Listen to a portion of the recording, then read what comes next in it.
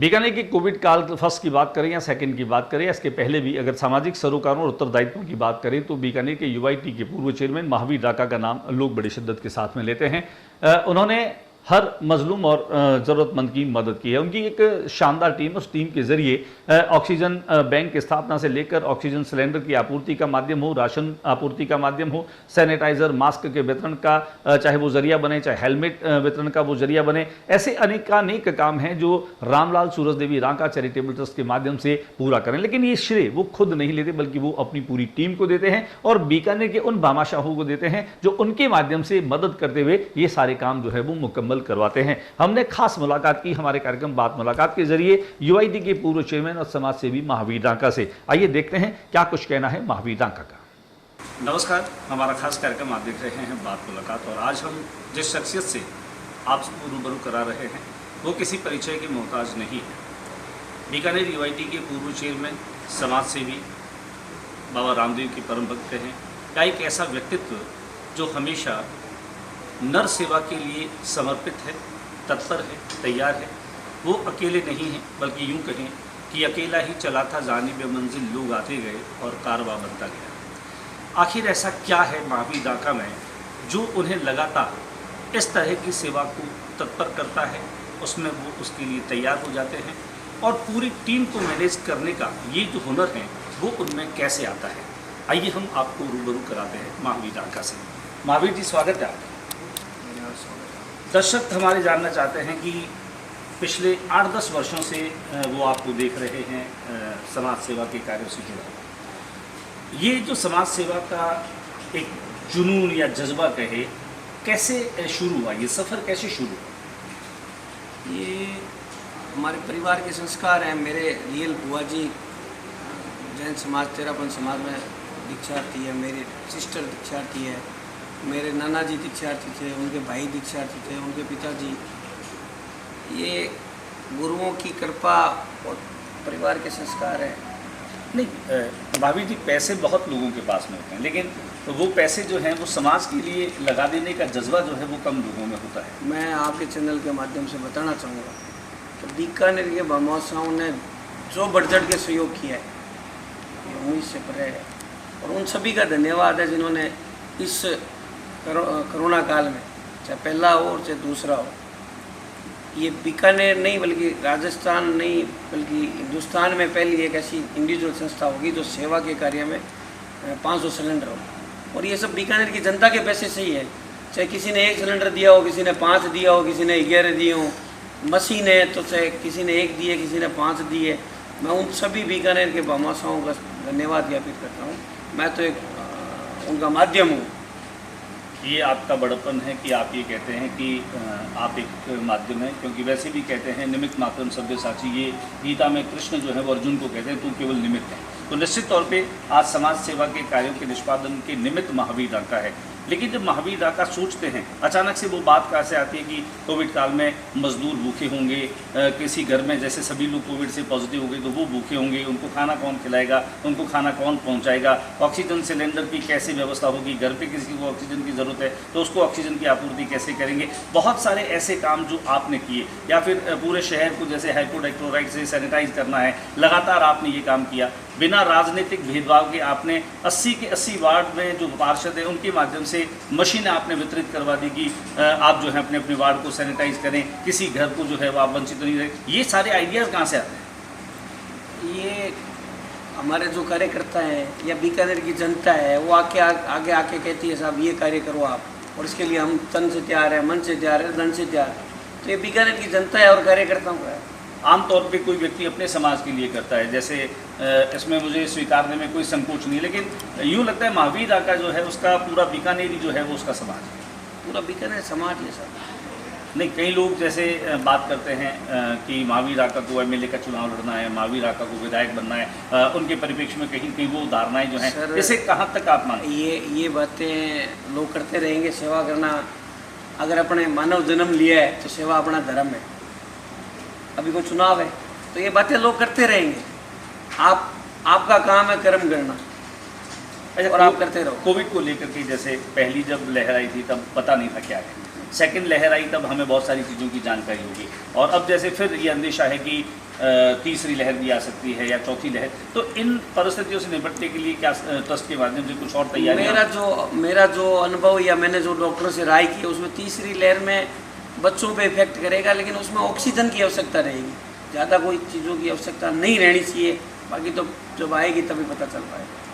अभी कोरोना का ग्राफ धीरे धीरे कम होता जा रहा है, कहीं कहीं अब आपका वर्कलोड भी कम हुआ होगा, समानांतर कुछ और ऐसे कार्यक्रम? नहीं, वर्कलोड कम नहीं हुआ। पोस्ट कोविड पेशेंट बहुत हैं, अभी भी सिलेंडर और मशीनें उसी हिसाब से लगी हुई है। अब जो भोजन का कार्य था वो बंद हो गया, या सूखे राशन किट का कार्य है वो बंद हो गया, या पानी का कार्य जो किया वो बंद हो गया, या सैनिटाइजर का कार्य है वो बंद हो गया, लेकिन अभी भी मशीन, सिलेंडर, ये तो कार्य चालू ही है। अच्छा, इस दौर में जब नहरबंदी रही और शहर में जैसे जो विधायक है वो जलदाय मंत्री भी हैं, और उनके इस क्षेत्र में, बल्कि मैं कहूँ पूर्व या पश्चिम दोनों ही क्षेत्रों में आपने टैंकर्स के जरिए जो है लोगों तक पानी पहुंचाया, ये आइडिया भी जो है वो आपका शानदार रहा, लोगों ने कहीं कहीं आपको आत्मा से धन्यवाद दिया। कैसे रहा, कितने दिनों तक का रहा? ये 19 दिन में हमने 1221 टैंकर बीकानेर में सप्लाई किए। और मैं तो ये कहता हूँ, मंत्री जी को जब नहरबंदी की आइडिया थी तो उनको पुख्ता इंतजाम करने चाहिए, जब वो खुद जलदाय विभाग के मंत्री और यहाँ के विधायक हैं। तो इस मामले में राजस्थान सरकार बिल्कुल फैल रही, उन्होंने कोई व्यवस्था ऐसी नहीं की। कागजों में वो टैंकर जा रहे हैं जी। अब लोगों ने पूछा भाई कितने टैंकर किए, तो उनको आज भी जवाब नहीं तो आप हमारे से जवाब लीजिए, हम आपको 1251 की 1221 की डिटेल देंगे कि कितना नंबर टैंकर किस दिन कहाँ गया और किसके कहने से गया। नहीं, आप जो काम करते हैं वो बहुत सिस्टम से करते हैं, और यही कारण है कि महावीर आका जिस काम को अपने हाथों में लेता है, जिसका नेतृत्व करता है, सफलता सुनिश्चित हो जाती है। नहीं, ये बीकानेर की जनता और कार्यकर्ता का है, महावीर आका का नहीं। हमारे चैनल के दर्शक आपको देख रहे हैं, सुन रहे हैं, सभी उन कार्यकर्ताओं को और बीकानेर के जो भी भामाशाह और तन मन धन से सहयोग है उनका ही है। मैं तो एक निमित्त मात्र हूँ। नहीं, ये बात आपने पहले भी कही। अब चूंकि आपने यूआईटी चेयरमैन के पद पर रह करके और एक प्रशासनिक काम को भी मुकम्मल किया है, तो प्रशासकीय क्षमता या प्रबंधन की क्षमता लोगों के सामने आ चुकी है। क्या वाकई में ऐसा कोई इरादा है कि आने वाले समय में आप पश्चिम में? ऐसा कोई इरादा नहीं है, अपने जनता की सेवा करने का इरादा है, वो करते रहेंगे। और क्या कहना चाहेंगे बीकानेर के लोगों को? मैं तो यही कहना चाहूँगा कि कोरोना का अभी भी ध्यान रखें, वैक्सीन लगवाएं और समय समय पर हाथ धोते रहें, और बिगर जरूरत घर से बाहर नहीं निकलें, और बिगर जरूरत बीकानेर से बाहर भी नहीं जाए। नहीं, वैक्सीन को लेकर के भी बहुत तनातनी रही, राज्य केंद्र इनमें विवाद रहे, आरोप प्रत्यारोप रहे। अब जबकि एक तरीके से सब ठीक हो गया कि सुप्रीम कोर्ट के कहने के बाद में प्रधानमंत्री आए और उन्होंने राष्ट्र के नाम संबोधन किया कि अब सभी को फ्री वैक्सीनेशन जो है वो किया जाएगा। अब कोई उम्मीद करते हैं आप, और अगर शिविर लगाने की बात आएगी तो फिर अगर प्रशासन परमिशन देगा तो हम तो तैयार है शिविर लगाने के लिए।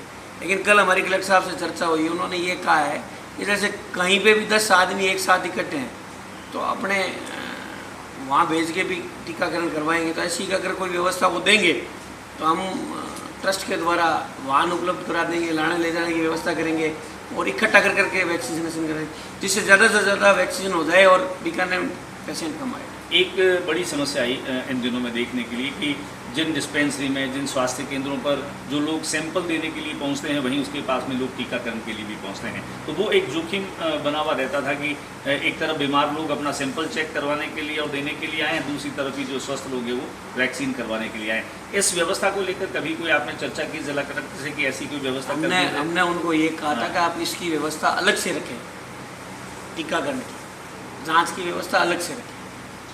अब व्यवस्था और स्टाफ संसाधन जितने हैं सरकार के पास वो तो उसी से हो सकता है। लेकिन हम प्रयास करेंगे कि इसमें जैसे अगर ये व्यवस्था हमारे को देते हैं कि आप घर घर टीकाकरण करवा सकते हैं, तो हम 10-10 आदमियों को, 20 को, 30 को इकट्ठा करेंगे 10 मल्टीप्लाई से और वहाँ ले जाके टीकाकरण करवाएंगे। नहीं, हमने देखा दिल्ली जैसे महानगरों में जैसे जो ड्राइवर्स हैं जिनके पास गाड़ियां हैं उनको रोक करके बाकायदा गाड़ियों की कतार है और बहने वाली गाड़ियों को रोक करके वहीं पर टीके लगा करके उनको पास आउट किया जा रहा था। ऐसा कहीं किसी हाईवे पे खड़े होकर के जो गाड़ियां निकलने वाली है या जो बहुत अधिक पॉश इलाके हैं वहाँ पर जा कर के उन लोगों को जो लोग पहुँच नहीं पा रहे हैं उनके वैक्सीनेशन के लिए कोई? ये जो 10-10 का हम करना चाह रहे हैं, वो जो हमने कलेक्टर साहब से बात की वो इसीलिए की है। अगर वो परमिशन देंगे तो हमारे ट्रस्ट के कार्यकर्ता और बीकानेर की जनता पूरी तैयार है, हम साथ हैं। क्या उम्मीद करते हैं महावीर जी, अब फिर से बीकानेर में एक सामान्य तरीके से गतिविधियां शुरू हो पाएंगी आपको लगता है, या अभी भी कोई समय लगेगा? अभी तो लगता है कि हो जाएगी। अभी लगता है कि हो जाएगी। और कुछ कहना चाहेंगे आप हमारे दर्शकों हम को? तो सभी बीकानेर वासियों को यही भगवान से प्रार्थना करें, स्वस्थ रहें, मस्त रहें। स्वस्थ रहें और मस्त रहें। ये थे हमारे साथ में महावीर आका। हमने कई मुद्दों पर चर्चा की और ट्रस्ट के माध्यम से जितने भी काम हुए, हालांकि वो अनगिनत काम रहे, वो चाहे पीबीएम की कैजुअलिटी के जीर्णोद्धार का काम रहा हो, वो चाहे कोविड काल में पहली लहर दूसरी लहर, हर तरह का काम जो है वो महावीर आका ने एक नवाचार के तौर पर किया। और यही कारण है कि महावीर आका यहाँ पर एक विश्वास का पर्याय बनकर के उभरा। इनकी पूरी टीम इतनी सुगठित है कि वो उनके एक इशारे पर और इस बीकानेर शहर के कोने कोने में वो मदद और इमदाद जो है वो पहुंचाने में क्षमता रखती है। कुल मिलाकर के महावीर आका से बातचीत करते हुए आज हमने इस बात को फील किया है कि अभी आने वाले दिनों में भी हर किसी चुनौती को निपटने के लिए वो और उनकी पूरी टीम जो है वो तैयार है और सेवा को समर्पित एक ऐसा व्यक्तित्व है जो बीकानेर के लिए किसी वरदान से कम नहीं है। तो उम्मीद करते हैं आपको ये मुलाकात और ये बात आपको पसंद आई होगी। मैं ज्योति प्रकाश रंगा, साथ ही कैमरा पर्सन हनी के साथ RM न्यूज़ बीकानेर।